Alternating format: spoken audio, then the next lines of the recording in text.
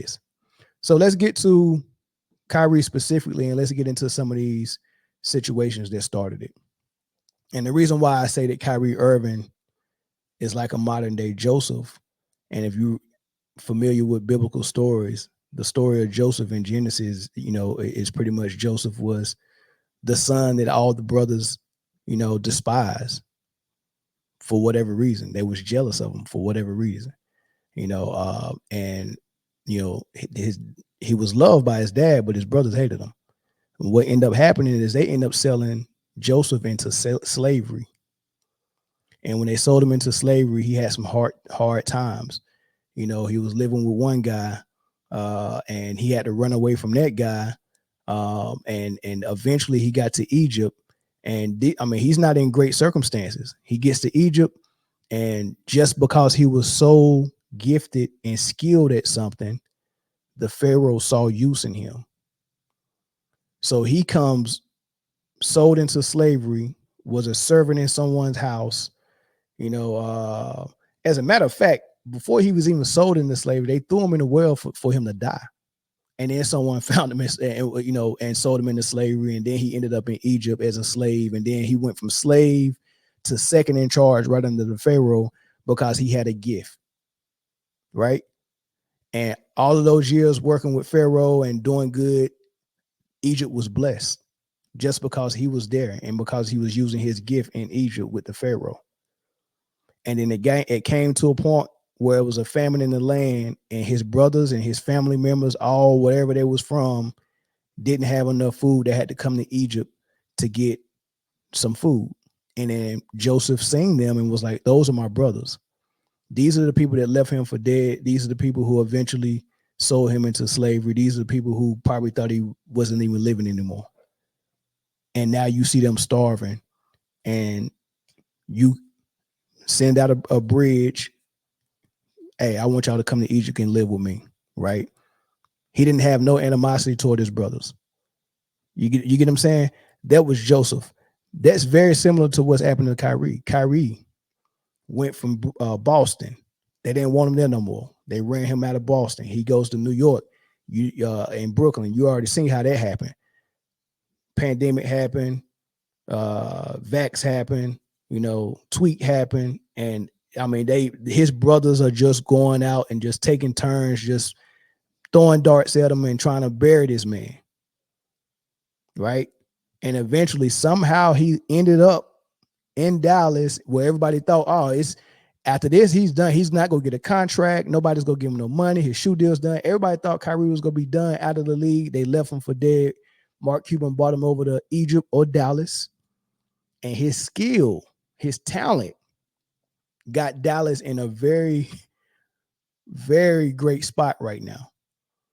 And now that the media only got two teams, or really three teams they can talk about, they have to talk about Dallas. They have to talk about Kyrie.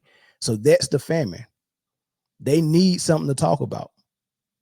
Dang, we ain't got no choice but to talk about Kyrie. So here come the same brothers that threw him under the bus, left him for dead. Chuck called him an idiot. Shaq called him an idiot. Ernie seconded all of that. Kenny spoke a little bit in defense of him. Draymond was quiet. LeBron threw him under the bus. Like, everybody was killing him except Jay Will, Kenny Smith, and Kevin Durant.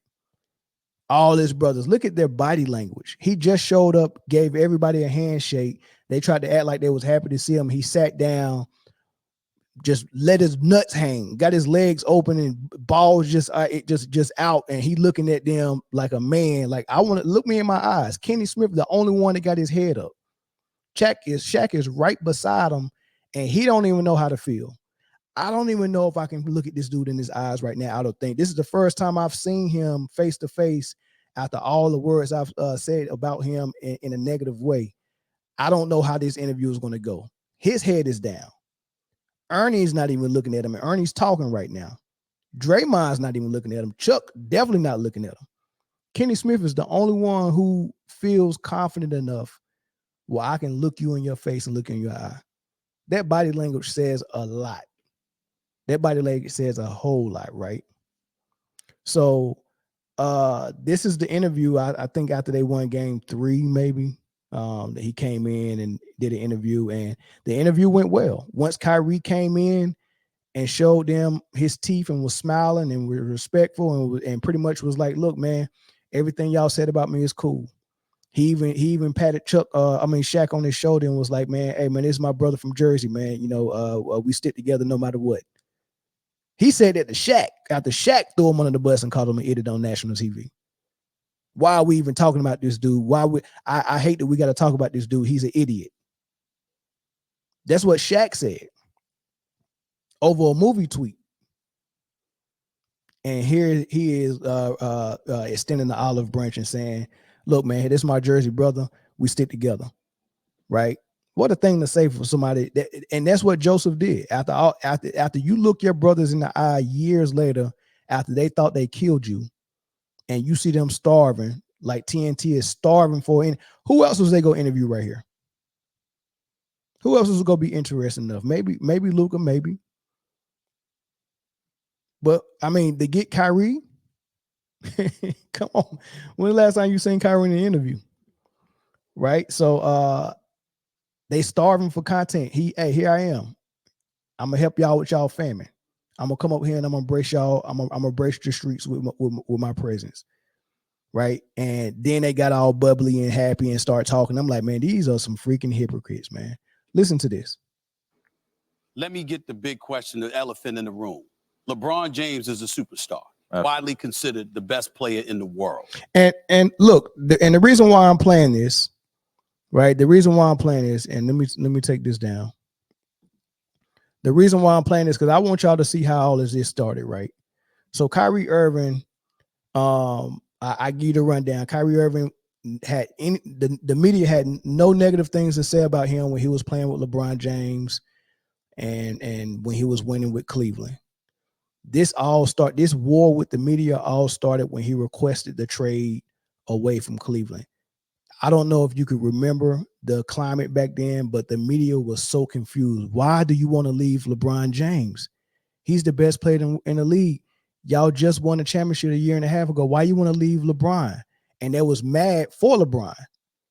So First Take and Stephen A. Smith, I don't know what Stephen A. Smith said to Kyrie and to his agent to get him to agree to come on First Take. But I don't think that Kyrie Irving expected them to bum rush him the way they did. They didn't have him on there for a regular interview where they asking. I mean, the trade had already went down at this point. He was already a Boston Celtic. So I get that you want to start the interview off with the obvious question, why you wanted to leave Cleveland, and then follow it up with, all right, so for the record, did you want to leave Cleveland to get away from LeBron? Once you ask those two questions and he give you that answer, right, it's time to move on. All right, so now you're in Boston. What are you expecting? What are your goals? All of this stuff. They never got to that. They were mad at Kyrie Irving because they had already had in their mind, when we get him on this show and we ask him these Cleveland questions and these LeBron questions, it doesn't matter what he say. We got stories we can run with afterwards. And the story they really wanted, because they had been talking about it from the time he requested the trade to the time he came on the show, of why he want to leave LeBron. This don't make sense. There's got to be something going on. Is it the coach? Is it the GM? Is it the ownership? Is it LeBron? They wanted to know because they wanted they needed a story. The streets needed a body. They wanted something. And Kyrie Irving went on that program and very cleverly avoided every trap question they asked him. They was asking him all these questions where supposedly it don't matter how you answer this, we can spin it and we got stories. Kyrie avoided all the questions like the Matrix, and they couldn't really get the story they wanted. So that pissed them off really bad. But listen to this. Let me get the big question, the elephant in the room. LeBron James is a superstar, widely considered the best player in the world. Kyrie Irving is a star. Everybody knows you're a bad boy. But the reality is that you got tired of playing second fiddle. You wanted your own team. This is the perception. Yeah. You wanted your own team, and damn it, you was tired of being second fiddle in Cleveland, and you no longer wanted to be LeBron James' teammate. Respond to those accusations. Oh, man. Well, the actual storyline of everything that was created from a variety of sources, a variety of people, whether it be from my circle, whether it be from anywhere else, the last person that everybody kind of forgot about was me. I didn't say, as you said, I didn't say a damn word. And that is true. And it was all because that was never a reality for me, because I know the type of person I am, and I know who I'm developing into and who I want to become. It never came from the fact of me wanting to be absolutely selfish and absolutely putting myself first and wanting to be the man. I don't really have an ego. I have a presence and aura about me that's very reality based. It didn't come in a form of living in this false world and not being able to tell the truth to somebody and look them in the eye and like that. I don't want to do this anymore. I'm ready to move on, and I'm ready to be on my own. I'm ready to try out a new situation and be in an environment where I felt like I can be happy. And my intent was still the same, and it always will be the same, is that to be around people and to interact with them. I love doing that. And to do that through basketball, that's even better. But to be happy every single day I come to work and perfecting my craft, oh, man, I can't wait to get the next season started. Go ahead, Max. So he's trying to say, hey, look, man, I just want to be happy. Oh, shoot, did it?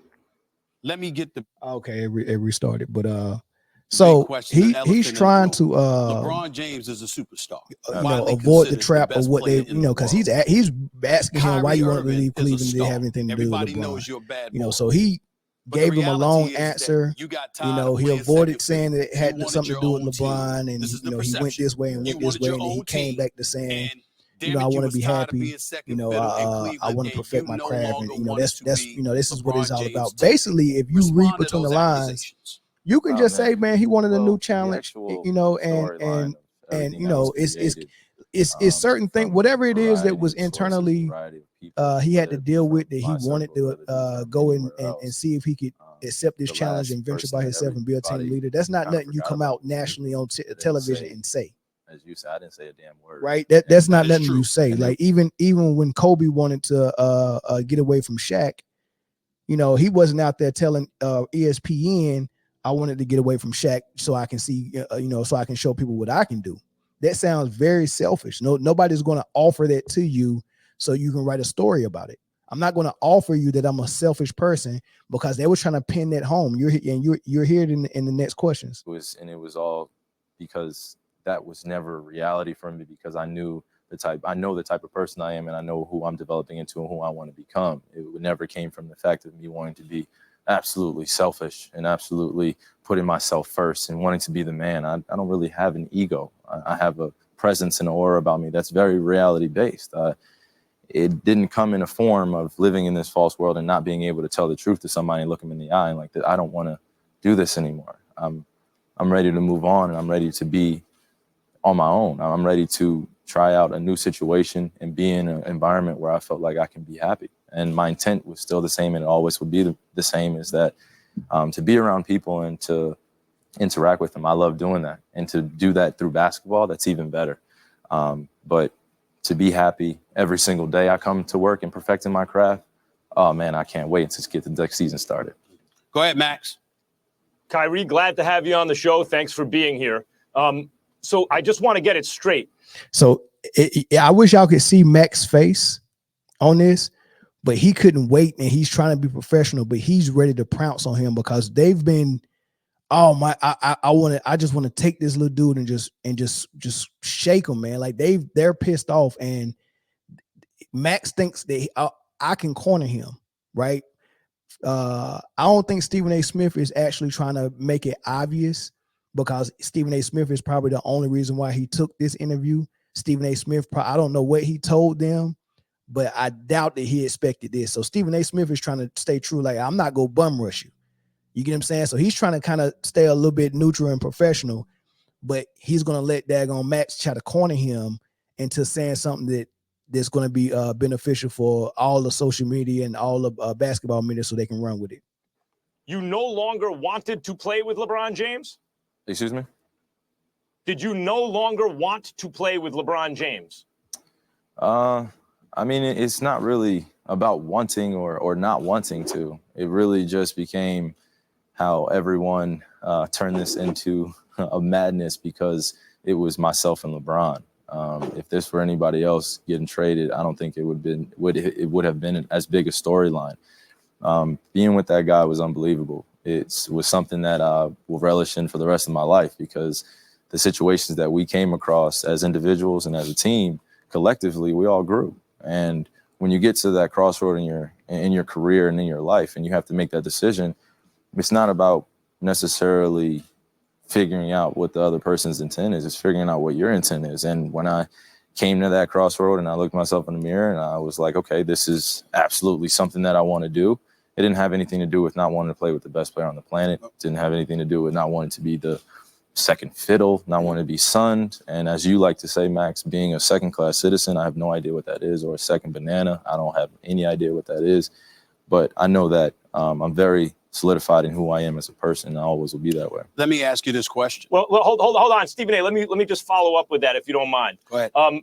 Then I'm a little confused by the answer, Kyrie, because when you say you don't have ego, I see the way you play at the end of games. You want the ball. You're a killer in crunch time, and you're extremely talented. It seems to me that kind of player, the closer, as they say, does have ego. So if you say that you want to leave LeBron because that's the crossroads in your career, you're ready to kind of have your own team, are you also saying, it seems to me you would be saying, but correct me if I'm wrong, that you think you have a better chance of winning a championship on another team? Because as a winning player, I would assume that would be the ultimate goal, not necessarily seeing how far you can go on your own, or as the leader of a team, but giving yourself the best chance to win a championship. Do you think by leaving Cleveland that's what you did, or am I wrong in my premise?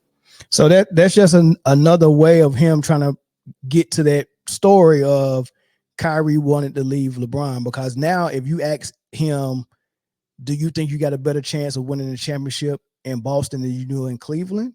Right? What kind of question is that? So if he says yes, then he's delusional, because you just went to the finals with Cleveland with LeBron, who's arguably the best player in the league, right? Y'all won one, and then y'all lost the next one. So that's 2 years in a row y'all went to the finals, and LeBron's still in his prime. You're still in your prime.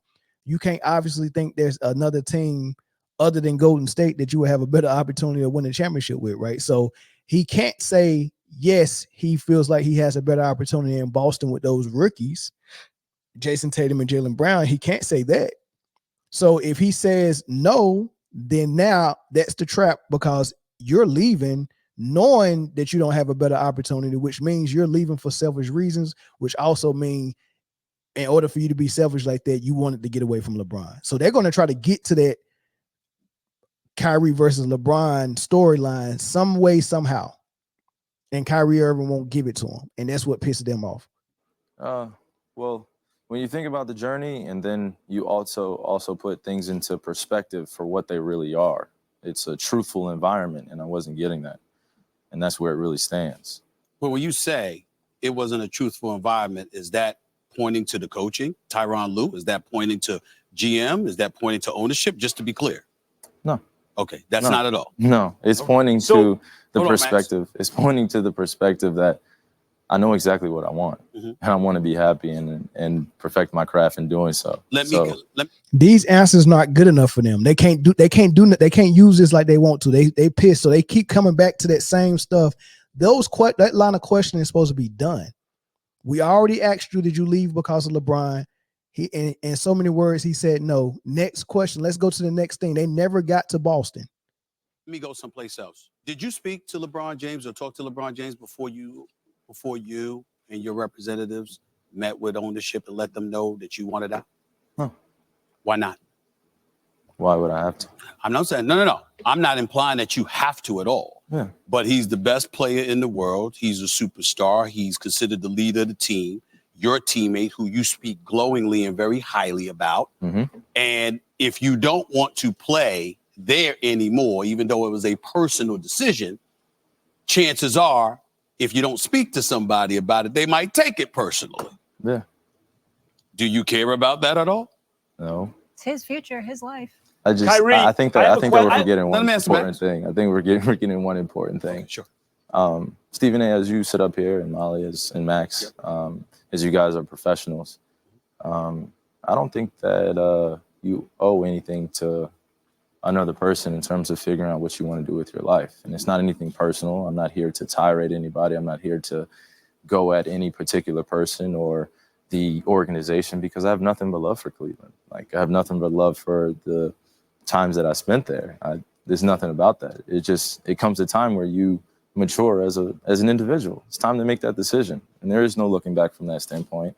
There is no time to figure out how to save someone's feelings when ultimately you have to be selfish in that and figuring out what you want to do. And all right, so that's the end of that, right? Now, my opinion is that that started the media versus Kyrie hate. They was trying to nail him down with that. Kyrie wouldn't do it, so now they're mad, and that's why they kept saying he thinks he's smarter than everybody. He thinks he's smarter than what he is. He calls us peons and all this stuff, because Kyrie probably felt like I outsmarted y'all. Y'all called me on here to ambush me. I didn't let y'all ambush me the way y'all thought y'all was going to do it.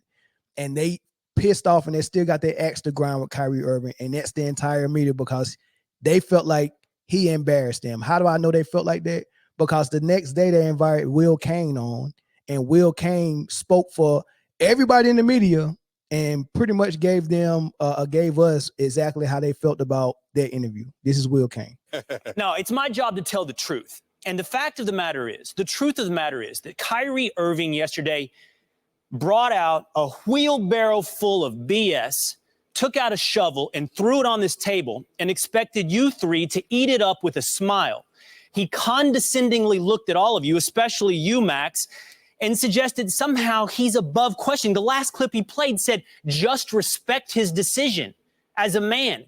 Well, no. What we do is analyze, sometimes criticize, and try our best to understand a pseudo-philosophical, cryptic, dodging demeanor that he brought out here to evade every single tough question. Set aside that he considers himself apparently some kind of philosopher king that can weave word salads around every question you guys asked. He contradicted himself within a matter of multiple questions. Stephen A., at one point you asked him, he said, it was so hurtful that he was on his China trip and his trade request comes out. And you pressed and you said, hurtful, why? From who? And he said, who cares? Are you kidding me? Yeah. You care, you're hurt. Yeah, you care, Kyrie. That's what's very clear here. But yet you look down your nose with half-closed eyes and act like somehow you spun some philosophy to us. He talked about being a team player and it's bigger than one man. And yet at the same time says, no, I didn't have to tell LeBron anything. I mean, many people point out LeBron didn't do that for Dwayne Wade. So what? Two wrongs make a right. Consistently, Kyrie contradicted himself. And the truth of the matter is this. There was more insight and there was more honesty, Max, in his anger towards you than anything else in that entire interview. The fact that he's so mad at you, Max, I think reveals everything that's motivating Kyrie. He clearly has heard your criticism of him. By the way, he knows what second banana means. Another condescending, absurd. I don't know, Will. Do you think he does? He thinks the world is flat. He knows the earth is flat. So that's the beginning of it. That's they just took shots at Kyrie Irving, and this is him before the season even started with Boston. They're just taking their shots and taking their shots and taking their shots, and this just kept going every time his name was brought up.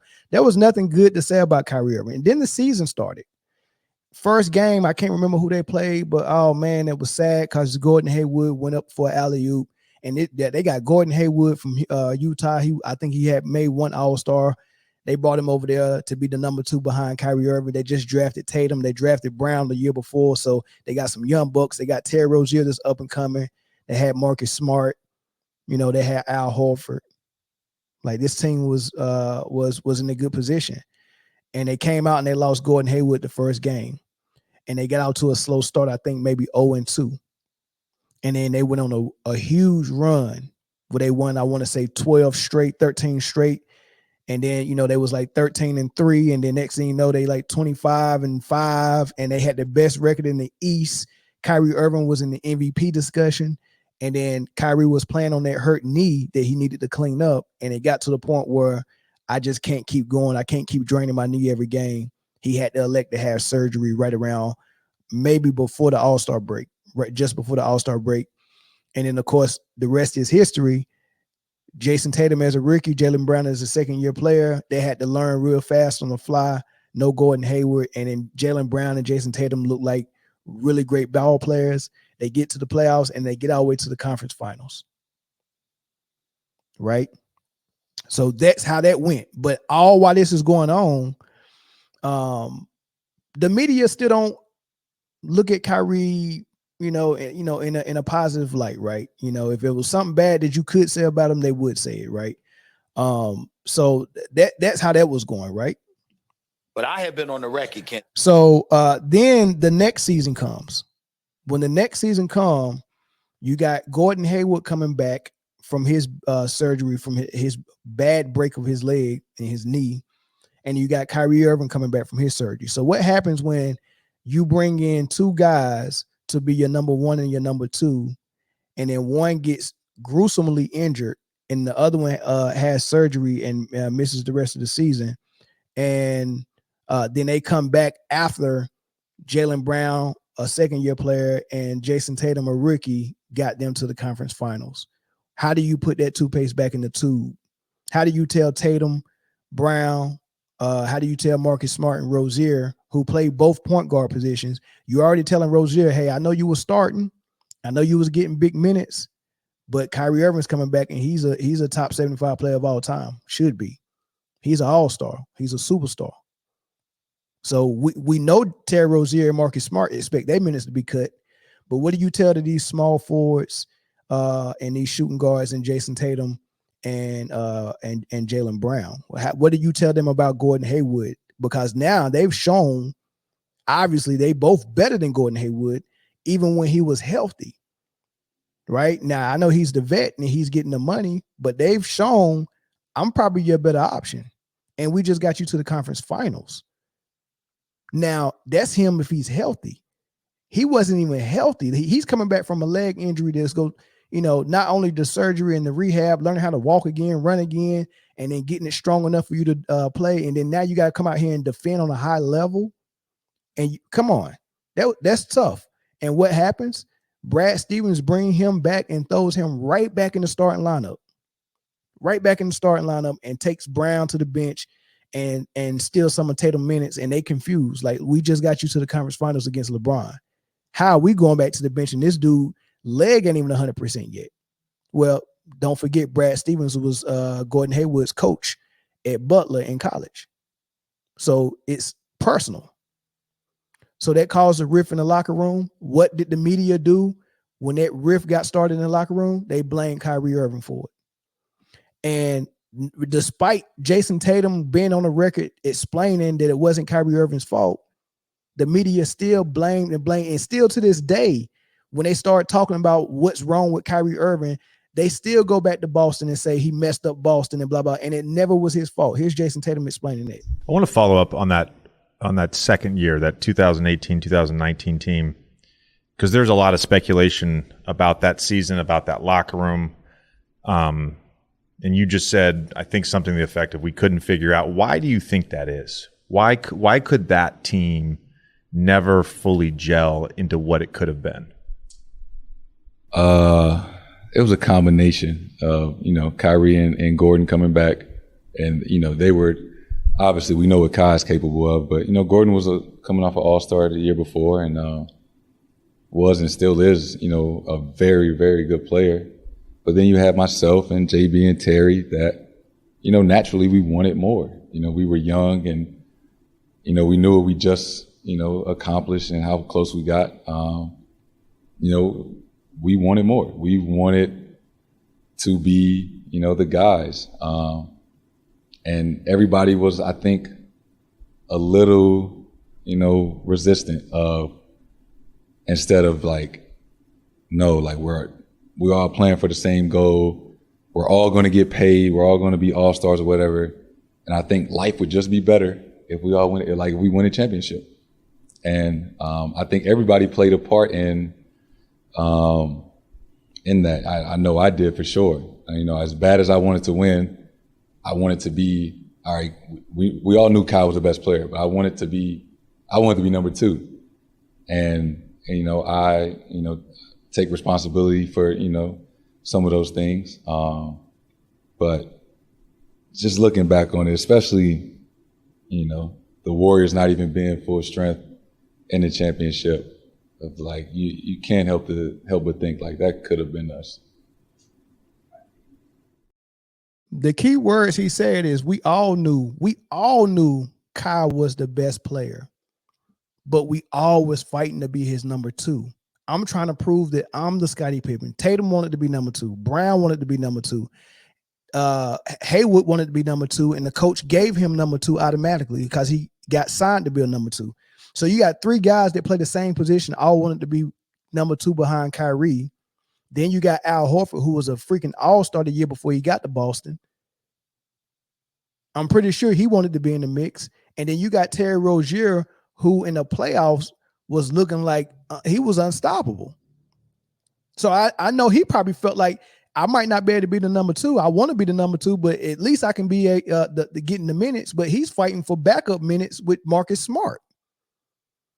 Because if you starting Haywood, Tatum, and Kyrie Irving on your perimeter, when Kyrie comes out, that's Marcus Smart coming in. Where's the minutes for Rozier? Unless you're playing Smart and Rozier together, which was, I mean, a small lineup, but it was chaotic. The young guys got too good too fast because Kyrie and Gordon had to sit down with injuries, and Brown and Tatum found out that, oh man, we can do this thing. They thought they was going to have to wait 2 or 3 years, and by that time you probably could let Haywood walk in free agency and just slide Tatum and Brown right in there and keep it moving with Kyrie. But they was on an accelerated pace. They got too good too fast.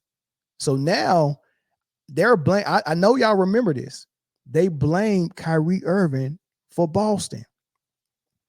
And the media talked about him and said, oh man, he's messing the locker room up. The only thing Kyrie Irving did is supported the veteran who was Gordon Hayward, which is the coach's choice.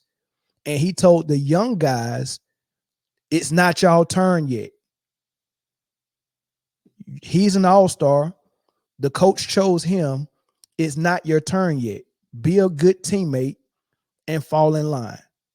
He was trying to get the locker room in order. He wasn't the one who disrupted it. And that came out of Tatum's own mouth. And that was probably a year after Kyrie left Boston, where he did that interview and said that.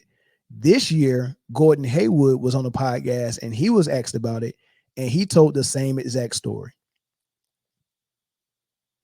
So that's 2 people. But remember, the media told us Kyrie Irving messed his locker room up. So now you got Boston fans mad at Kyrie, which is the reason why he had to come out there and say, I'm staying here if y'all will have me, because the rumblings was rumbling. We got to the conference final last year. Why we ain't playing well right now?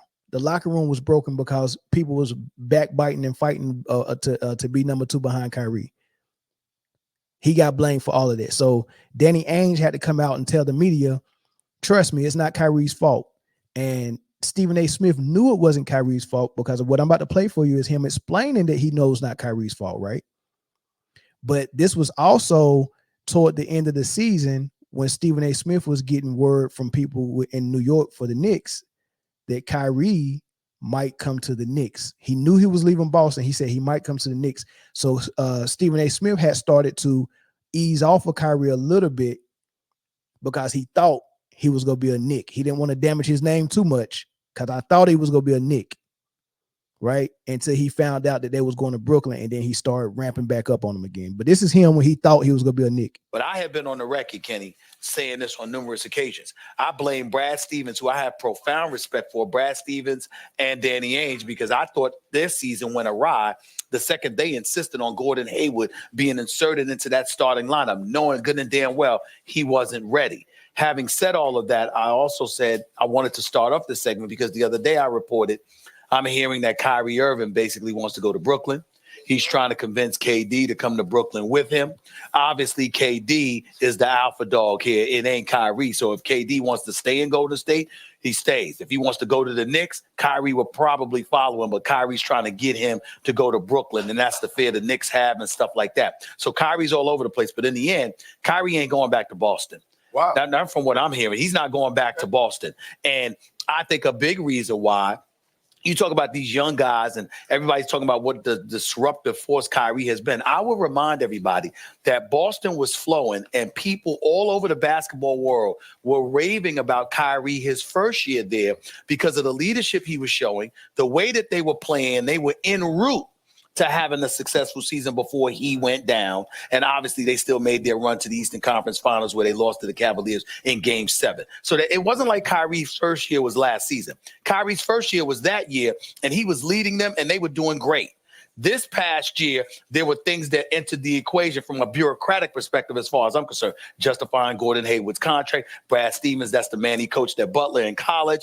We want to make sure we take care of him. And you had cats like Jaylen Brown, Jason Tatum, and others sitting there looking at him going like, nice guy, we love him. And when he get healthy, we got all the faith in the world with him. But clearly he's not ready, and you're asking us to take a back step in order to ingratiate him back into the proceedings. You had guys that had a problem with that, and it's my contention that had a lot to do with Boston's struggles last season. Well, so even Stephen A. Smith at that time knew that what Boston was going through didn't have anything to do with Kyrie. He explained that it was Gordon Hayward coming back and not being ready and taking everybody's minutes as well. Stephen A. Smith knew that.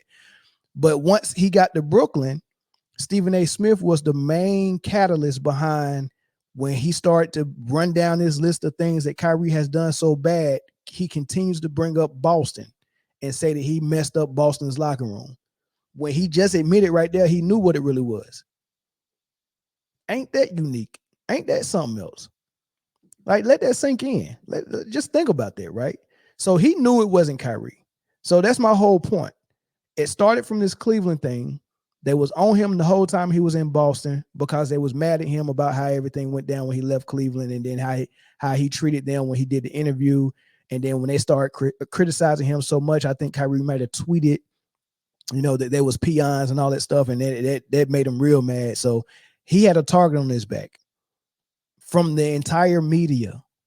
There was nobody in the media that was not on board with throwing darts at Kyrie Irving, right? first of all, you don't. So we fast forward, he leaves Boston, he gets to Brooklyn, and Stephen A. Smith thought they was going to New York. He don't go to New York. Stephen A. Smith is mad, telling everybody that he knew for a fact that Kevin Durant wanted to go to the Knicks, and Kyrie Irving talked him out of it and talked him into going to Brooklyn.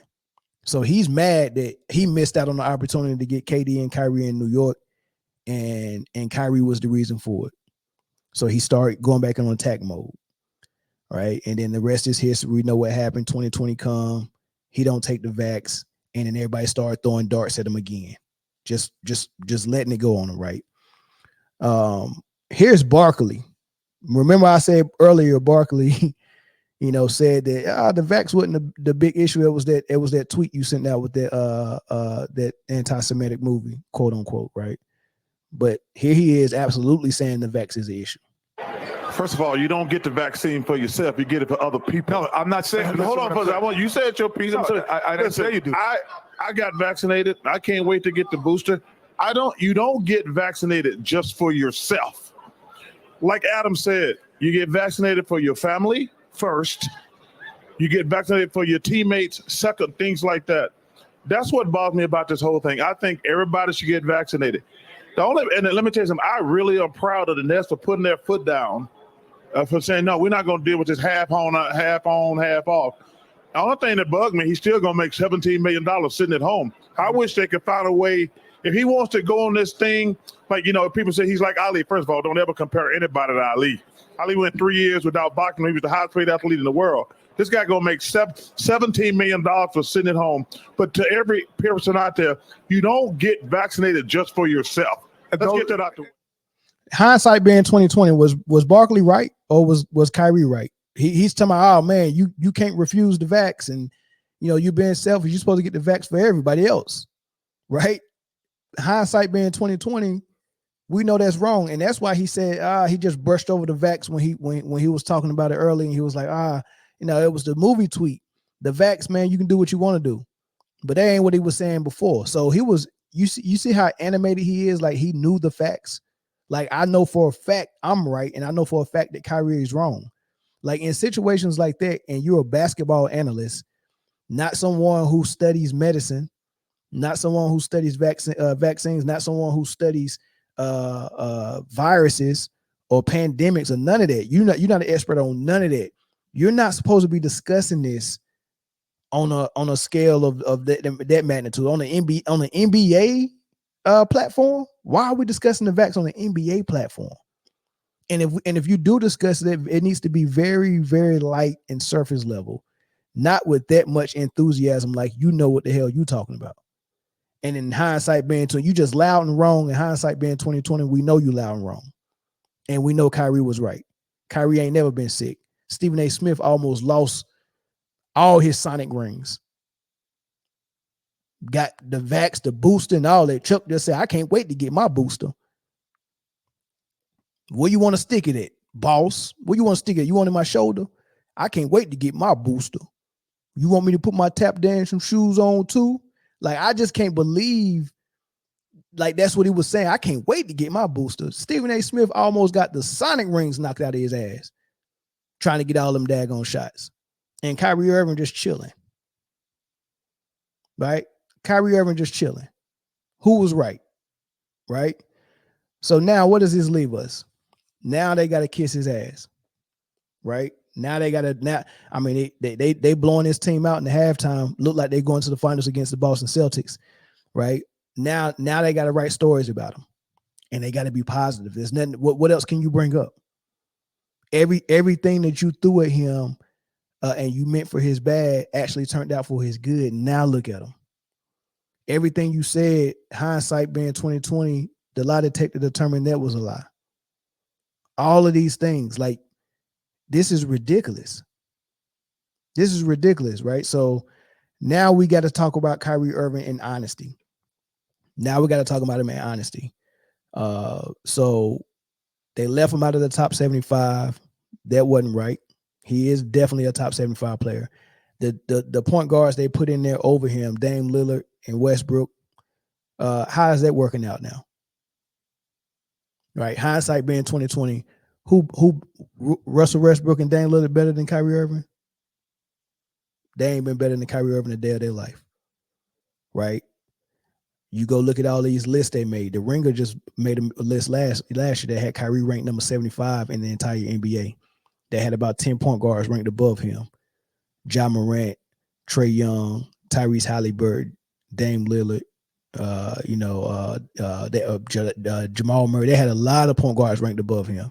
How that's working out now? Look like Kyrie Irving, the best point guard in the league right now. And yes, better than Steph Curry. So now we got to have this honest conversation, this honest discussion. They left him off the Olympic team as well. Tyrese Halliburton is there. Right? This is crazy. He didn't make the All-Star, left him off the All-Star team this year. This is all the stuff they're doing is doing. He taking it in strides. And then when he see you face to face, he looking you in your eyes and saying, yes, sir, no, sir. Shaking your hands firmly like his dad taught him.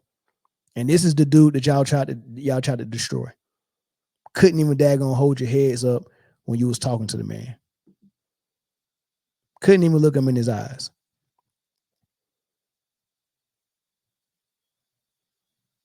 All them dudes got paperwork on them. If they in prison, they all got paperwork on them. They all snitches, right? They're the type of dudes they are, right? So let's have a conversation about them. Let's hear Jeff T talk about how he think Kyrie Irving's top 5. Yeah, if Kyrie get 2 rings, he get a ring without Bron. It's time for another conversation. What's the conversation? What? He top 75. He that now. He's gonna be higher. But he's gonna be a top 10 PG. He got 2 rings. Kyrie gotta be top 10 PG all time. Oh, I thought he was already. Maybe I'm out of pocket. I feel that way anyway, but I'm saying as far as I thought he was top 5. Shit, yeah, I'm out of pocket. I'm gonna go top 10. That's my dog. I'm gonna be safe, but at this point, I don't know. Steph Curry 1, Magic 2. Freaky Magic. The real Magic.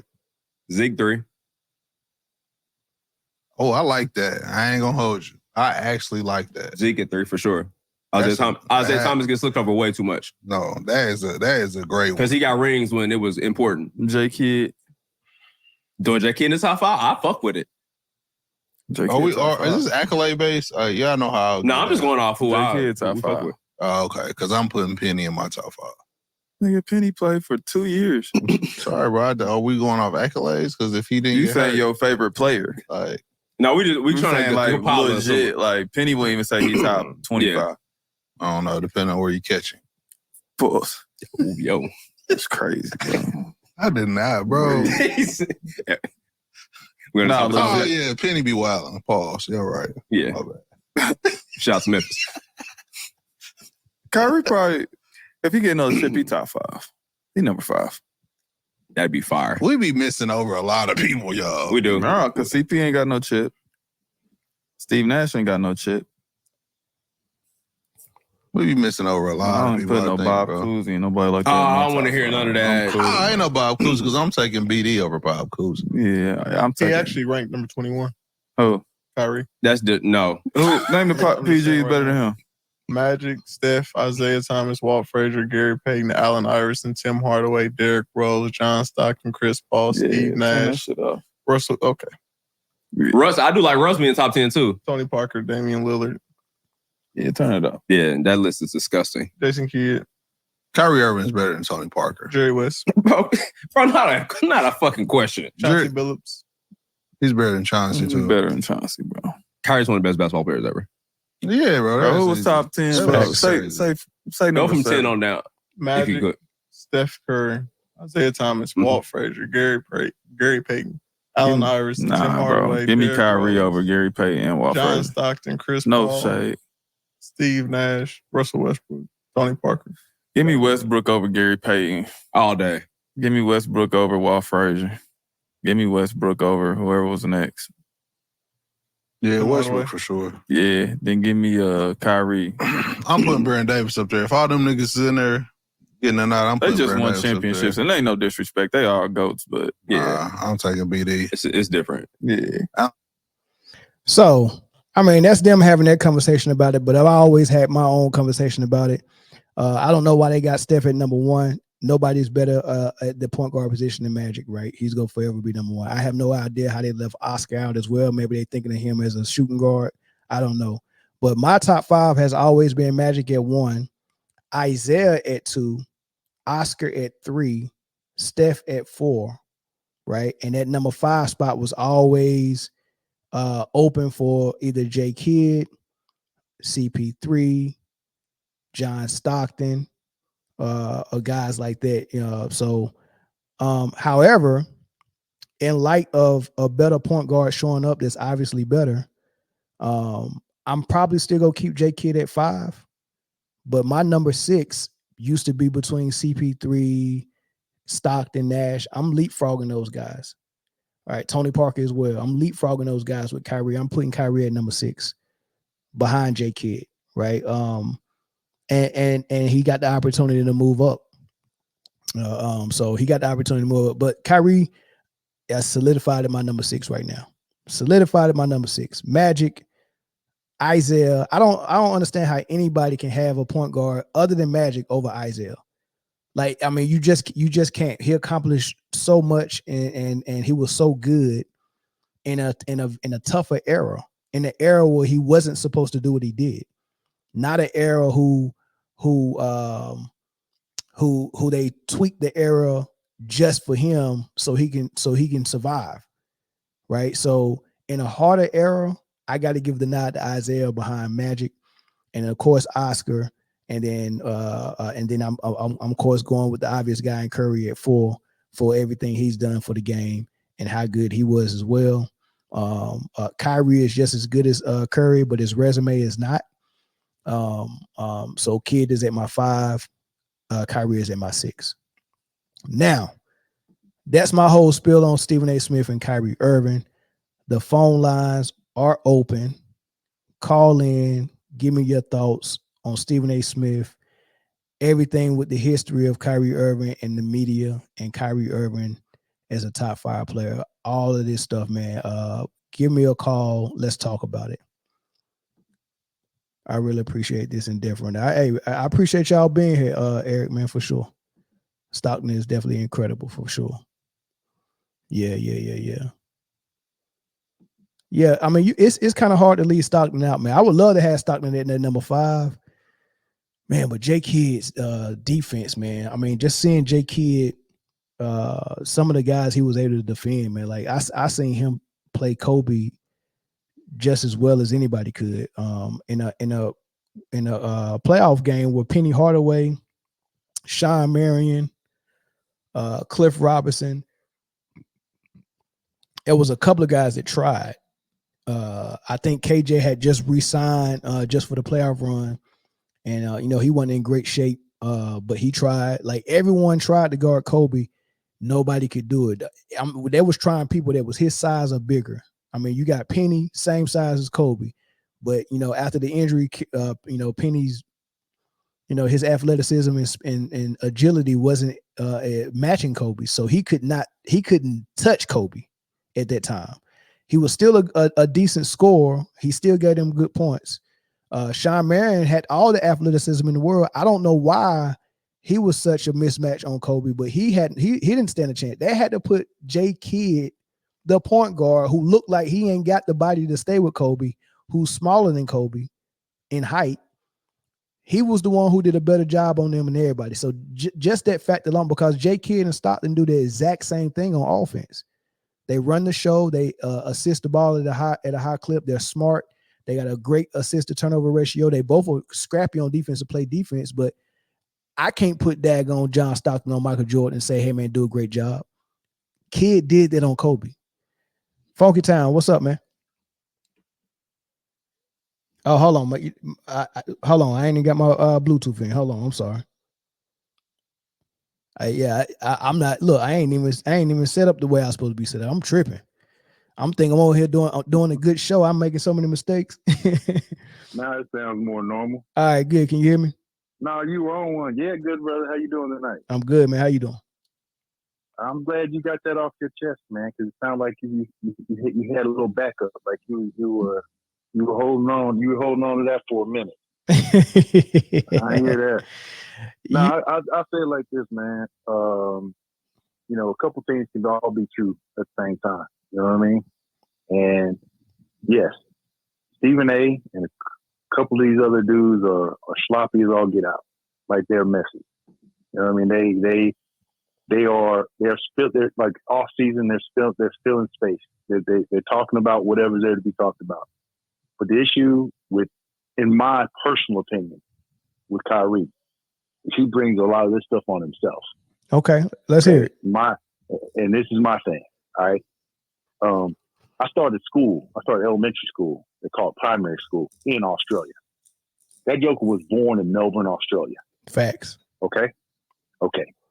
If you were in Australia, which is in the southern hemisphere, where the water spins down the drain anti-clockwise. A lot of people may not know that, but if you've ever been to the southern hemisphere, that's what water does.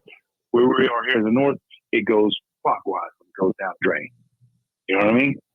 Correct. And if you're going to come out your mouth at any point in time and say that you think the earth is flat, now I got a problem with your credibility.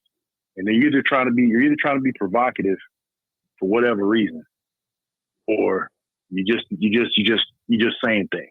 So for me, that was kind of the thing that kind of like for me, I'm trying to take you serious, but I can't take you serious because facts. You can have your own opinion, but you can't have your own facts. I kind of think you can though. What if I told you I think the earth is flat? Do what now? What if I told you I think the earth is flat? Say it again. I can hear you. I said, what if I told you that I think the earth is flat? Then you're wrong. And then you are incorrect. Right, and that'll be the end of the discussion. I stated an opinion, and you said it was wrong. Am I coming in wrong, or you coming in wrong? Something's breaking up when you're talking, bro. Hey, what I'm saying is, if you listen, if you want the earth to be flat, that's one thing. Okay? If you want to say you believe that the earth is flat, that's another thing. But if you want to try to state as a fact that you think that the earth is flat, then that means you can produce the facts that support that. All right. So let me say, can you hear me good now? Can you hear me right now? I can hear you, but you're still breaking up a little bit. I don't Or know. maybe it's me. I don't know. But Yeah, I'm not hearing sure. you funky. Hold on. Let me take this here. How about now? How do we sound now? How do I sound? So far, it's so good. Okay. No, but if you're gonna tell me that you believe one thing, okay, you can again believe what you want to, as a matter of faith. That's fine. I'm not going to argue with that. But if you're going to try to tell me it's a fact, no. That's the problem. Let me say this Go though, because this is going down a road that is not connecting to the whole hour of what I just laid out. Right. Yeah, So no, I, it does, right. brother. What I didn't mention anything about the earth being flat or anything with Kyrie. No, I know you didn't. This is basketball. This is basketball, and this is people who cover basketball who took it upon themselves to make him a target. Yes, but what I'm saying is, like I said from the beginning, two things can be true. Kyrie does, or should say, when he was younger, he did say things. He did speak in a manner that some people could take as aloof, or that he thinks he's so smart that he can say anything and everything is going to be. Yeah, but so what? Everybody else is either just can't figure it out. Well, again. Yeah, but so what? You can't be bothered by that. I can't come to school and say, by you coming and wearing those Cougars on your feet and not having no Nikes on, you gave me the reason to target you and pick on you all day at school. You can't say like if you show up with some goofy shoes on and you and you dress funny, that don't give me the right to make you my target and dump on you all day at school. If we're playing the dozens and I'm cutting you up over that, that's one thing. But if you busting my behind in them goofy shoes on a basketball court, that's a basketball situation, and that don't have nothing to do with anything. Okay, and the flat, and that's the same thing about this flat Earth thing. It has nothing to do with anything. No, it does, because what I'm saying is, all right, we'll land the plane. Land the plane. Let me explain that. When you will stand out there like that and put yourself out there like that, then you're placing yourself in a situation where your credibility and your thought process is already being put into question. So that when things happen, when the storms come, those are the type of things that people have already laid out as their beliefs on you. So then you gave them that up. You decided to go there. You, for whatever reason, you decided to say some stupid stuff like that. So then later, when other things come up, they're gonna keep going back like, oh, you just being this just to be this way, and they can make up their own mind. Now, I'm not saying they're right, and like you said, it's a basketball. If we're talking strictly basketball, that ain't what it is. But when it comes to him, some of it I believe has been unfortunate. Like when he went into Boston, he came after Isaiah Thomas, and people forget how good that brother was in Boston. And so when you go in there, yes, you had that 1 year, the first year, but then like you said, the injuries, the other drama, and all the other stuff, and so that on top of the aloofness and the other stuff that played against him. Now you got to remember, like I think we spoke about how I don't like Boston, but that's a hard-nosed town. They're that way. They don't play those type of games. It's a different situation. That fan base is what I'm talking about. Then when you go to Brooklyn, the whole, like you said, the drama. Brooklyn is a very Jewish place. If you didn't know, Brooklyn is an extremely Jewish place. So you have to, if you're going to go out on a limb on some stuff, you better be able to like explain it to that organization and that fan base. Yeah, I'm not seeing the connection from that open for their interpretation. I'm not seeing the connection. I'm not seeing the connection. I know what you're saying. Listen, what I'm saying is they are wrong for some of the things they did, said about him and all that. I'm not disagreeing with that. What I'm saying to you is that he has placed himself out there like that. Nobody listen. When Dennis Rodman plays, does everybody think Dennis Rodman was given the benefit of the doubt about everything? No, he wouldn't. Now when he was in Detroit, he was. When everybody thought he was hard nosed, goody two shoes, a good rags to riches story, it was all good. But when he started going all crazy and doing all that other stuff, being unconventional, we'll say. You think anything Kyrie did or said is on the level of what you are breaking up. Say it again. You think anything Kyrie Irving said or did is on the level of Dennis Rodman? Again, what I'm saying, he's putting himself out there. Even explain to me what that means, though. Hey, Funky Town. Yeah. Hang up, then call right back. Let me see if I can clear that, because when you call that, I was just hooking my Bluetooth up. Maybe because I'm looking at it in only one leg of you coming in different. Just hang up and call right back. Got it. All right. Yeah, I don't know. Can y'all hear me fine? Yeah. So look, I don't know. So we went straight to flat Earth when he called, and somehow we're trying to tie that in. All right, how you hear me now? I hear you a little better. All right, now you better too. Yeah. That fixed it. All right, go ahead. Okay, yeah. What I'm saying is he courted controversy, is what it is, and I'm not. And again, he has every right to do that. But okay, hold on, to do that. So name the things that he did that was controversial that deserve critique. Okay, the flat earther thing that did. So when he said that deserved critique from the NBA media. Yes. Okay. All right. No. For me, okay. Listen, I'm just saying, if you're living in this world right now, that's just a stupid thing to say. No, it's not. No, it's not. It is. Not in. Brother. No. Listen to what I'm saying. In a perfect world, no, that wouldn't be a stupid thing to say. But this world that we created, this BS that we created, where you can't say nothing that you believe, this world. Okay, in this world that we created, I can't meet you on the street and then call you a man unless I ask you, are you a man? I have to be politically correct. So you're telling me that it's not a politically correct thing. He needs to conform. You telling me that I'm listening. Okay, you're telling me again, you're telling me that Kyrie Irving needs to conform to the BS that we've created, and he don't want to conform to that, and I'm with it.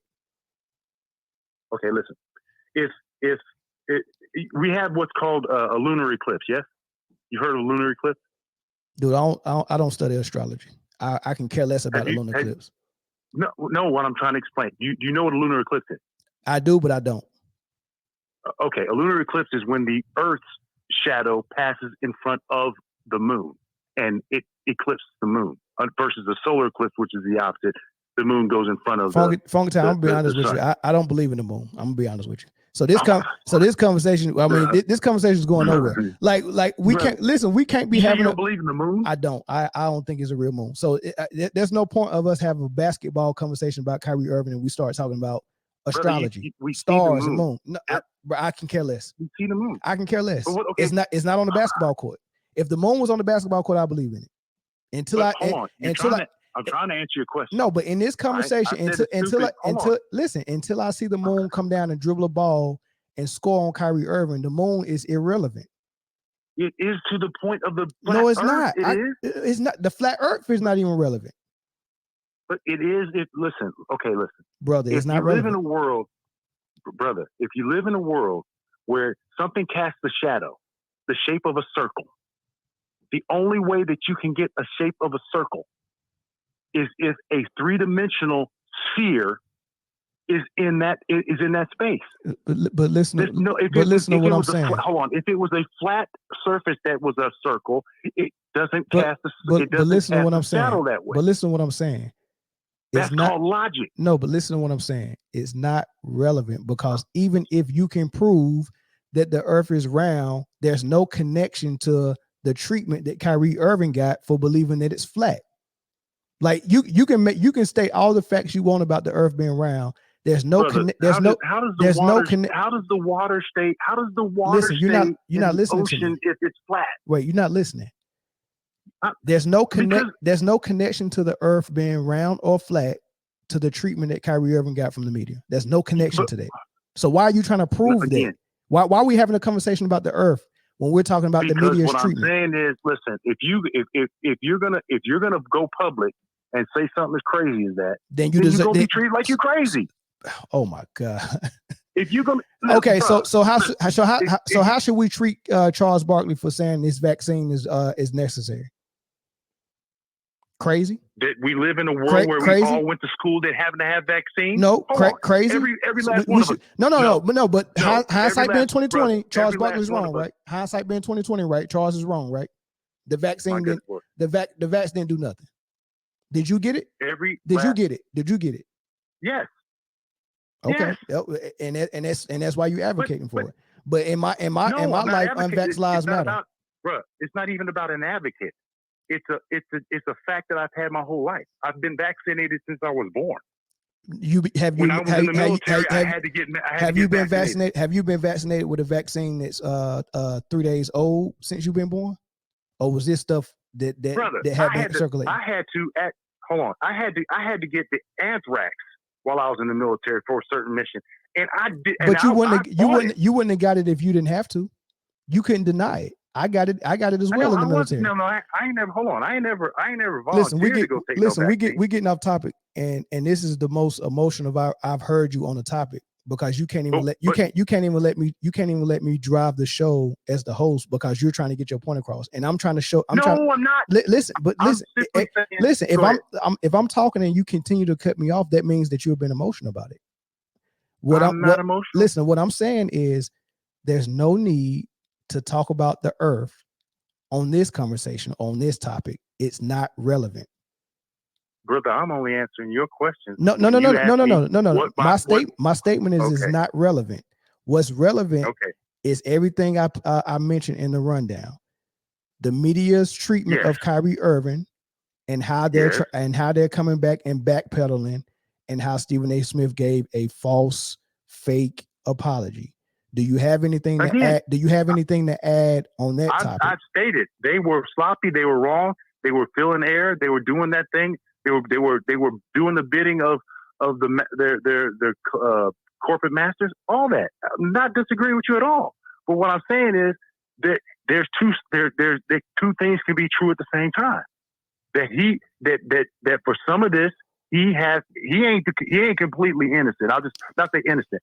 He's not completely uninvolved with how this whole thing broke down. Yes, he is. It ain't just all this happened to him. No, he is. He was an active participant, brother. No, he was an active participant in certain things. And so is grape victims. Right? That's what you sound like. That skirt was too short. No. The skirt was too short. No. Don't backpedal now. Don't backpedal now. No. Like that. The skirt was too short, right? I'm not trying to put him in any situation like that. The skirt was too short. The skirt was too short, right? You asked for it. No. You shouldn't have been out that late. No. Okay. No.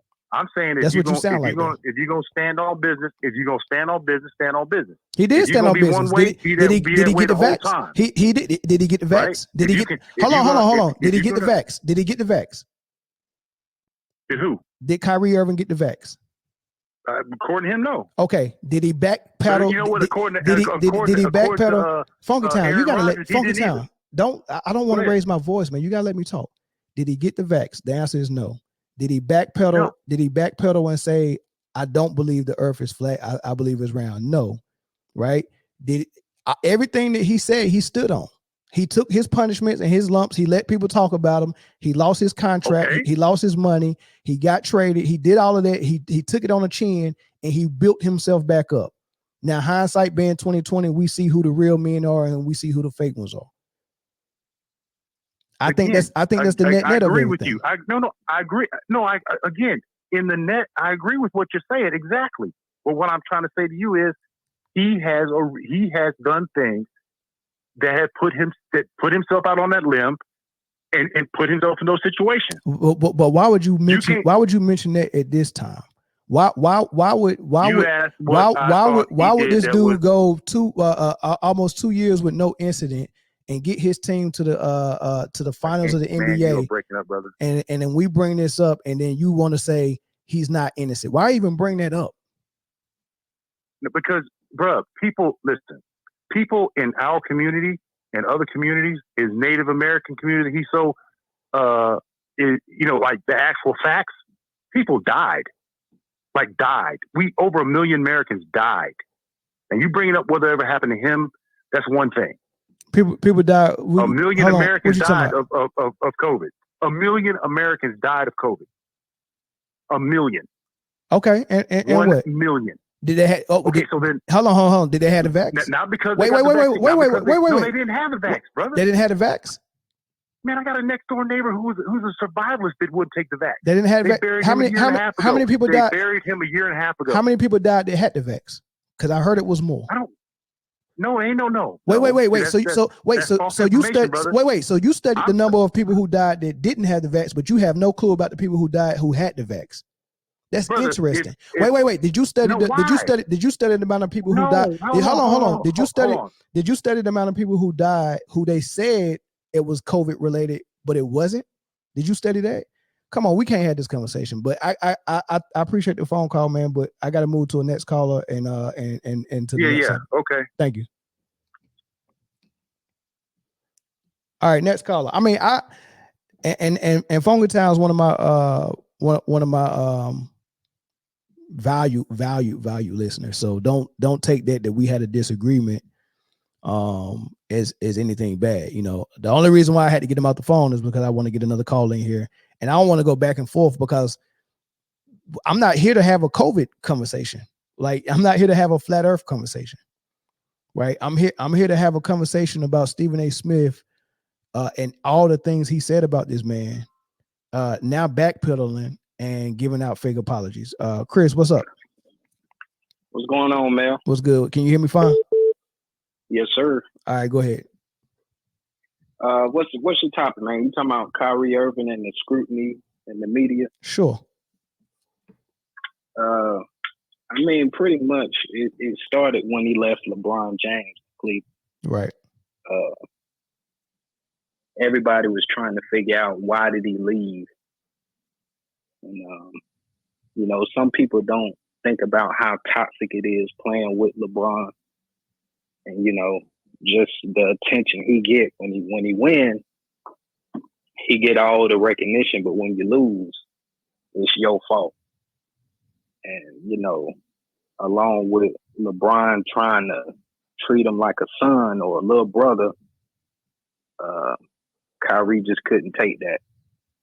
So him going to the Celtics and then him underperforming against the Bucks when he had Jason Tatum and Jaylen Brown and all of them.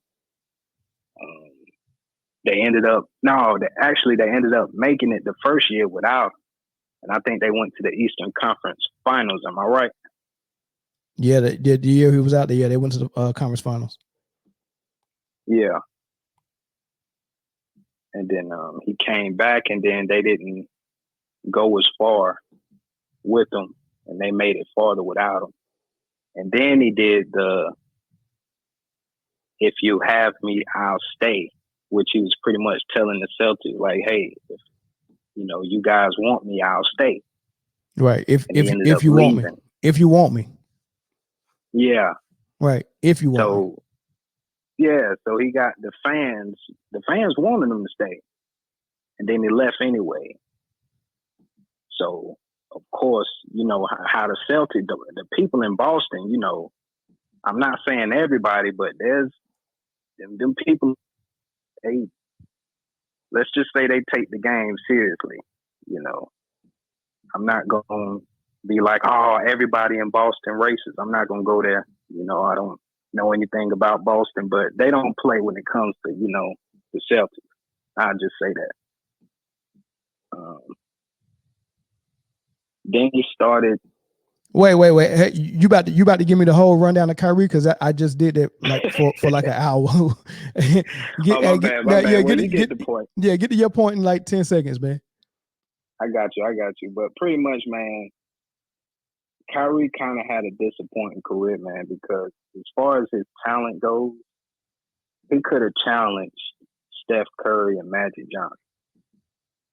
As far as his talent, man, He still can. Kyrie,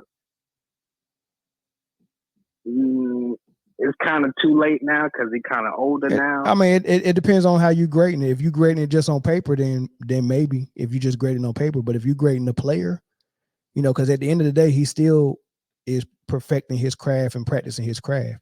And if you just look at the craft and how it displays it on the court and how he displays it against top defenses and top players in on the biggest stage like the playoffs, then he grades just as high as Steph Curry, is not higher.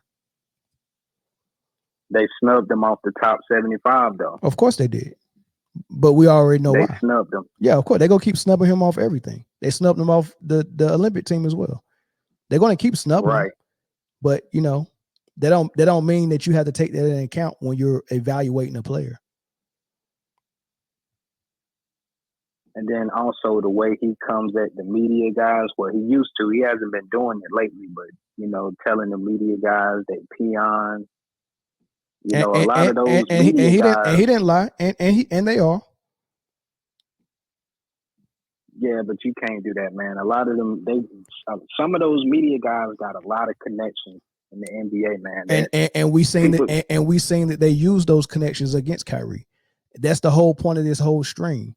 They used the media got butthurt and mad at Kyrie Irving, and they used all the weapons that they had to destroy him. And now look at him. Cream always rises to the top. They wanted to do this man like they did Stephon Marbury. He was too good and too blessed for that to happen. Right. And I think that's what it goes. But thanks for the call, man. I'm gonna go to the next caller. Thank you.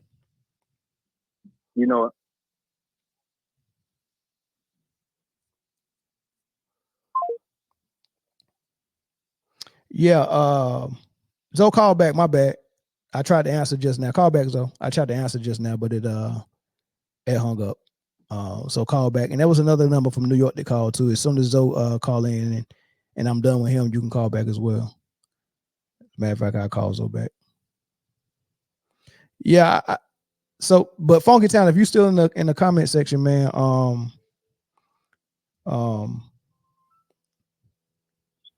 Zoe, can you hear me? I can hear you loud and clear, my brother. All right, good. What's up, man? What's your thoughts? Man, where do I begin? Definitely, first I want to say, if you're in the comments right now, go ahead and hit that like, comment, subscribe, share, do all of the good things that we like for y'all to do when y'all in there. In my opinion, and we got some strong opinions in it today, Kyrie Irving has been the poster child for how they intend to treat people. I don't know if people in the comments, and I ain't gonna get in too much detail, what buck breaking is. It's been if you have if you stand on something, if you have morals, principles, and things that you believe in, and you are going against what we like to call a machine or the powers that be, they're going to do any and everything that they can to try to break you out of that to where you can conform. There's been a lot of things, and I don't think that Kyrie Irving, contrary to popular belief, I don't think he's done anything to deserve the kind of scrutiny that he's gotten. I don't care that he thinks the earth is flat, number one, because there are people who believe in Jesus. There are people who believe in Buddha. There are people who believe in the plants being the God of the earth. There are people who believe in a ton of things. I don't go to Kyrie for his beliefs. I enjoy the game of basketball, and he's free to believe whatever he believes as far as this earth is concerned. Why is that a reason to believe? Why is that a reason to bash him? Why? Well, I don't understand the justification. I don't understand the people who feel like it's a justification. And Funky Time, that's why that's our dog. Yeah. But at the end of the day, him stating that he believes the earth is flat, that doesn't mean, okay, now I have the green light. Do you constantly go against Christians or people of the Muslim faith because if they believe something that you may not believe in? Correct. And let me tell you something. This joking, but it's not. Neil Armstrong went to the moon. Why we ain't been back? And you do you remember when, right? Like I want to say 6 months after Kyrie said the Earth flat, or said the Earth was flat. Did you know that Steph Curry went on CJ McCollum's podcast and they asked him, "What's the biggest conspiracy theory that you believe?" And he said, "I don't think we went to the moon." And ESPN and CNN came the next day, and they started to turn Steph Curry into the new Kyrie Irving. Steph Curry and whoever his advisors was could not handle that heat at all, so he caved in, set up a meeting with NASA to go and look at and hold some moon rocks. I remember that. And then he came out and tweeted pretty much, "I no longer believe that we didn't go to the moon. I felt the moon rocks. We absolutely went to the moon because of some freaking moon rocks." Mm-hmm. Buck breaking. They made him go on there and they made him conform to whatever I don't care about your beliefs. When you publicly say things like this, you can't be our poster child. You can't be the face. You can't be representing this brand that we have, because now they're going to associate what you believe with this brand. So we're going to do everything to discredit you. We're going to do everything to try to pour dirt on your name. And Josiah, that dude is going to get whatever he deserves, because at the end of the day, what they did to him in Brooklyn, and they did everything to him. He was a dude who stood on principles and morals and stood on the business that he stood on. That is respectable as a man. I'm a grown man too. And so if I say something, I want to follow through with it, because at the end of the day, this is what I believe. If I just conform just because I get a little pushback, was it really my stance to begin with? Not at all. Yeah. So at the end of the day, he did absolutely nothing to deserve the things that and I love that picture. I might put it as my background with Kyrie standing there, sweaty, legs gapped open, paws, and all these dudes looking down. Real dudes command the room when they walk in. Exactly. Real dudes command the room when they walk in, and you know you was flawed for the things that you said based on this another man's belief. Yeah. Like you said these things based on another man's belief, but the people who do that the most are people who can't stand on beliefs of their own. Man, Mel, you killing it, bro. That's all I got to say. I ain't going to take too much time, brother. Man, thanks for the call, bro. Appreciate it. All right. I take probably 2 more calls before I move on to JJ Redick. 2 more calls. Let's get some calls in here. Yeah, Steph Curry. Yeah, I got to go back and look at that, man. Steph Curry could not take that heat at all, man. Kyrie Irving took it on the chin, but Steph Curry was like, "Oh, hell no, y'all ain't about to mess my brain up." And he went and fixed that real quick and said, "Nah, we went to the moon several times. I know we went to the moon. Forget about the Van Halen belts that are there. That is gases that they got so much radiation that we can't safely pass through it, but somehow we safely pass through it in the freaking 50s, but we don't have the technology to do it again." Caller from New York, what's up? Hey, what's going on? Can you hear me? Yeah, you're kind of breaking up. I can hear you. Can you hear me? Yeah. I wanted to call in earlier, but your last caller pretty much nailed everything I wanted to say. But he had some great points. The caller previously to that, I have to also disagree. Kyrie was definitely punished. He was made an example of, and his actions did not warrant any of that. There's a slew of evidence that would support everything he said about the movie he posted. Mm-hmm. There's a lot. I don't even know where to start. I'll say this: if you look up the word Israeli, mm-hmm. it's someone who lives or who resides in Israel. It has nothing to do with the heritage or the lineage. And if you look up Israelite, it pertains to Abraham. Mm-hmm. So there's a lot that you could pull from what he said. And they accused him of being anti-Semitic. He said, "How can I be anti-Semitic when I know who I am?" Correct. He never said anything at all about the video. He just posted it. Correct. And it really shows, to me, it shows that what he's saying is true, because they're trying to shut him up, and it's obvious they're trying to shut him up, and they're trying to punish him. Correct. I think I wasn't a Kyrie Irving fan before all of that, because he played in Cleveland and, LeBron. So I was like, eh. But after watching all of this, I hope that they walk away with the championship. Yeah. Because now they have to praise him and they have to talk about him. They have to talk to him, and we get to see them kind of wallow in that a little bit more. Correct. So, that's all I have to say. The other caller pretty much. Those are all good points, man. That's a good call, man. Make sure you subscribe and continue to call in, man, because I appreciated that perspective. Sorry, I'm not hearing you. I have to watch it on the playback, I guess. Okay, all right, man. Maybe I got something going on with my phone. I apologize, but yeah, thank you for the call. Yeah, but good show, Mel. Continue. Thank you. All right. Yep. I don't know what's going on with my phone, man. Evidently, people can't hear me too well. I don't know what's going on with it. I don't know if it's my signal or whatever, but yeah. Let's get one more call. Yeah, that was a good call. And Doc, thanks for that correction, man. The Van Allen belts. My bad. I don't know where I got Van Halen from. Van Halen, is that a rock band? Van Halen? I don't know. Caller from California, what's up? What's up, man? So we still on the Kyrie? Sure, yeah. All right. So I mean, I think everybody was much in agreement with, everybody hated on Kyrie. The world hated on Kyrie. I kind of want to pivot it back to his ranking of the all time. I think he's a great talent. I think a lot of the basketball analysts use a lot of recency bias to pump up the game, which is great. We need more eyeballs, but I also think that Kyrie Irving struggled a lot, especially in between LeBron leaving Cleveland and now. And so there was a lot of ups and downs. There was injuries and stuff. When we're comparing the all-time great point guards, one thing that we can say about the all-time great point guards is they were very, very durable. They were very, very dependable. And year in, year out, you could count in on the same performance every single year because a lot of the point guards were the leaders of the team. And so I think right now what we're seeing is like this peak form Kyrie that everybody is really rooting for as far as on the basketball, as far as like his, philosophical beliefs and all that. I felt like he kept it real. He's one of the like truest individuals you can have in the NBA.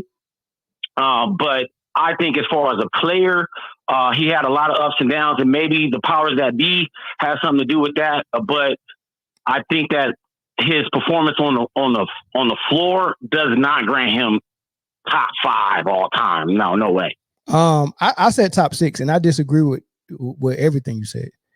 Okay. So this durability that you claim he didn't have. Well, first of all, let's address the first thing you said about him in between LeBron and now him having struggles. What was his struggles? Just the injuries? That's it? No. Hold on. That's a direct question. Wait. Direct question. Is it just the injuries, or when he got on the floor, he couldn't perform? I was saying overall injuries and wins and losses. What you mean wins and losses? When did he have an issue with losses after he left Cleveland? Dang, you breaking up right now. Hold on. Say that again. When did he have an issue with losses when he left Cleveland? In Brooklyn. Brooklyn, that was a disaster. But it was a disaster because Brooklyn was a disaster, man. And wait. Uh-huh. It was a disaster because of injuries. But it was still a disaster. Wait. Because of injuries. Name one point guard who injuries didn't mess up their season. If you want to go to Steph Curry, someone who's playing in his era, let's talk about Steph Curry. His first 2-3 years, how was it? Ankle injuries, ankle surgeries. Right. Mm-hmm. What was Kyrie Irving's first 3 seasons like? Coming in as a 19-year-old. Remember, Steph Curry played 3 years at Davidson. So he's coming in probably 21, close to 22 years old. As a 19-year-old, Kyrie Irving came in as a rookie, 18.5 points. His second year as a 20-year-old, he's an all-star averaging 23 points. That's not struggling. That's right away making an impact, right? No, he's a baller. We're talking about all time. Hold on. And we're comparing him to Curry. And you said injuries is the reason why you would hold back on Kyrie being in a top 10, top 6, top 5 range. Top 5. I didn't say top 6. And I'm showing you absolutely he outperforms them all except Magic and maybe Curry and Isaiah. But all the other dudes, he's outperforming. I don't know, man. Like I said, he had some highs, but because of those injuries, man, he missed a lot of games. What about Steph Curry's injuries? Steph Curry achieved more, so we can't No. compare. No. What about Curry is better than Kyrie? No, he's not. What about Steph Curry's injuries? Like if they hampered him, but he got 4 rings. No. What the comparison is. No. He got 2 rings. Kevin Durant got the other 2 for him. Come on. Wait, hold on. No. But you're saying his okay. So Kyrie Irving's still playing. He's younger than Steph Curry. He might get his second ring this year. That's 2. Yeah. Okay, so he got a shot. Okay, so and he's still younger than Steph Curry. So I have a question. So you saying right now is a battle between Kyrie and Steph for number 6 or possibly 5? I got Steph at number 4, and I got Kyrie at number 6. Yeah, because I think Steph is definitely top 5. And there's no battle for Steph and Kyrie, because once you take the talent that you see on the floor and add the resume to it, Curry grades higher than Kyrie. Right? That's my philosophy on it. But you're saying that he's not near top 5 because of ups and downs, the same ups and downs that Steph Curry. Other guys, those top 4, the same ups and downs that Steph Curry had. But Steph Curry achieved more. That's what I'm saying. But hold on. But that doesn't mean. And we're banking off potential with Kyrie. Listen. Make a point. I'll address it, right? And we'll have a back and forth that we don't have to raise our voice for. And you got it. Yeah, because if we keep doing this, I have to mute you while I talk. But here's my point. What you're doing is you're taking a standard and grading Kyrie on the standard, and you're saying that I'm not going to use that standard against Steph Curry because he got 4 rings. That's what you're saying. So you're saying, hey, Kyrie's injuries is the reason why I'm going to tax him and rank him lower, but I'm going to ignore Steph Curry's injuries in his season, because when he came and got injured after Kevin Durant left, what was those 2 seasons like? There were some down years, and they got the number 1 draft pick that was so down, right? They got lottery picks 2 years in a row because they were so down. So what was his years like when he first got drafted? The first 3 years when he was playing alongside Monte Ellis, not good. So we have not good. Okay, and then how many times did he go out for an ankle injury his first 3 years? He had to have surgery twice. So he's had years where he's had injuries, his wrists, his ankles, his foot. He's missed seasons. And then when Clay got hurt, he couldn't do nothing without Clay. So we have point guards. They need pieces. No. But you're making excuses for for Steph Curry, though. You can't do that. Use the same standard and apply it across the board. Right? I don't see that logic. Now, Magic Johnson, we know what his injury was. He's still dealing with it. And he had to retire early. Isaiah Thomas, we know what his wrist injury was, that he claimed the reason why he couldn't beat the Bulls no more. And he had to retire early for it. So they've all had injuries. You're grading Kyrie on a scale that you're not using for nobody else, and you're giving them an exemption, and that's unfair. But I appreciate the call, though. All right. Yeah. Like I'm looking at Kyrie Irving coming in as a 19-year-old, averaging 19 points. His second year, he was an all-star. 24. As a matter of fact, by the time he left Cleveland, this is what Kyrie had accomplished by the time he left Cleveland, right? He left Cleveland. I can't believe I gotta have this. Like, people hate Kyrie so much they're willing to call the show and argue, right? 2016 NBA champion, 4-time All-Star, 2014 All-Star MVP. I think he was the rookie sophomore MVP as well as a rookie. Won Rookie of the Year in 2012. 2016 gold medalist. This is the things that he did in his first 5 years in Cleveland before he left. And to say after he left LeBron, his career was up and down and trash, but because it was an issue with him playing on the court. He got hurt a couple of times within the time he left LeBron, but that's the only issue that Kyrie has ever had, was getting hurt or getting suspended by the Brooklyn Nets. He got hurt and had to have surgery in Boston, but guess what? Boston had a top 2, top 3 record in the league when he got hurt. So obviously what he was doing was translating to wins on the floor, and he was in the early MVP discussion, right? the next year they still had a good season and made the playoffs, even though they had issues in the locker room. But they made the playoffs and made the second round. Not a first round exit. Then he went to Brooklyn, and we know what that was about. They traded everything for Harden. Harden showed up. They got to the playoffs. There was looked like they was gonna have an easy walk to the finals because the Bucks had nothing for them. And then Kyrie Irving falls on Giannis's foot, twists his ankle real bad, had to have surgery. And then Harden tears up his hamstring and left Kevin Durant out there by himself with a skeleton crew. And then the next year the vaccine happened or the pandemic happened. I mean, we just go act like these things that happen are just circumstantial, crazy things that happen. And then we just go excuse everything that happened to Steph Curry and act like, his career had just been all peaches and gravy. But hey, man, we can't do that, man. Caller from Kansas, what's up? Hey, it's Bean Brown. I'm calling. I pretty much agree with a lot of stuff that you said on the Kyrie. I just wish that you would mention the other players that the sports media, like Kawhi and KD and Russell Westbrook, how they, try to bring them down, and make like they should be playing at the YMCA instead of, the things that they've done in the league. Kyrie, they did down. He should have been on the 75. He should have been on that, and he should have been going to the Olympics. I agree. But you know what? I'm willing to even concede the fact that maybe the Olympics might not be the best idea because he did tweet something out that some people think is offensive to our Jewish brothers and sisters, right? So he tweeted. I agree with that. They don't want to start an international, an international thing. Yeah. So I didn't think about that, but I agree. You're right on that. So I'm good with that part, and I think Kyrie Irving understands that as well. But what I don't understand is you got to keep him off the top 75. Right.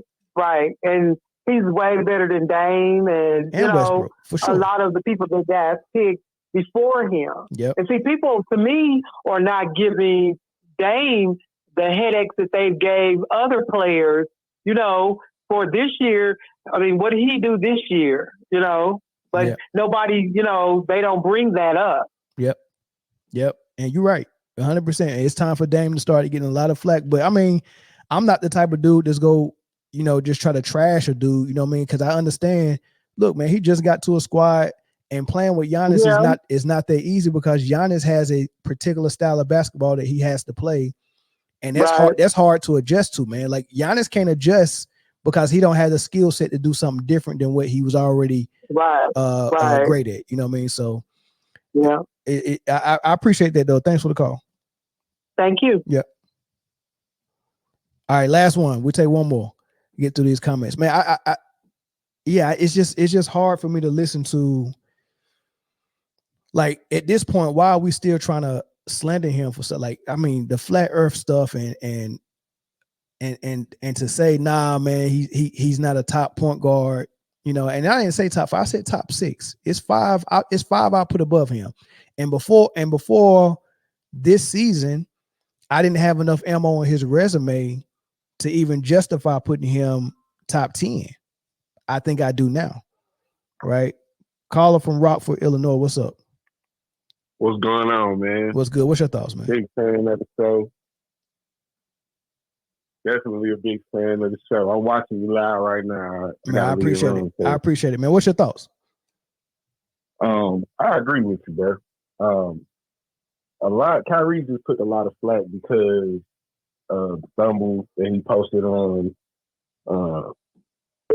Twitter, and then with the whole flat Earth thing. Nobody gives a damn about that, man. The Earth flat. We just gonna ride with it. It's the truth. It's like it ain't nothing to dispute. It's a proven fact. You can look it up with the plane. The flight pattern. Yeah. You throw it on the flight patterns all the time. And look, and at the end of the day, it's not even that big of a deal because if it was flat or round, that don't change nothing about how we live our life. Who cares? I'm like, oh man, he really on this time. But anyway, no, I appreciate him calling in too because he gives me more to talk about. Yeah, for sure, man. That's my guy, man. He's one of the day one fans of the show, man. So that's my guy, man. So I hope he's still in the comment section though. And I respect that. I respect that a lot. I love to listen to the commentary. Man, y'all got the best show on YouTube. Like, I literally watch y'all every time y'all come on. Like, I just started really, commenting and stuff like that, because usually I just like to see it. But this whole LeBron, the GOAT thing, like, it's blowing my mind. Slim be saying some wild, outlandish shit sometimes. Like, like, when I fuck with him, he be saying some real shit too. But for real. So, he's from the A, I'm from the A, you know what I'm saying? So, it's just love and respect, man. Y'all keep on doing what y'all doing. I appreciate you answering the call, bro. Man, thanks, man. I appreciate the call, man. What's up? All right. I'm gonna take one more because there was one that called from Ohio that I just sent the voicemail. That Ohio number and that Ohio number only can call back on this topic because I want to move on and get y'all out of here because we're already at 2 hours and there ain't really no need to rush, man, because that game's such a blowout. And what did I tell y'all before when we first started this live? I said this game is gonna be a blowout. I knew it was gonna be a blowout, man. Lord have mercy. What's the score? Let me check this. These boys, yeah, it's over. They scored. If they go on an 8-0 run, they might lose by 15. Last call. Hey, what that Ohio number at? I'll call back. You know what? I'm gonna call the number back.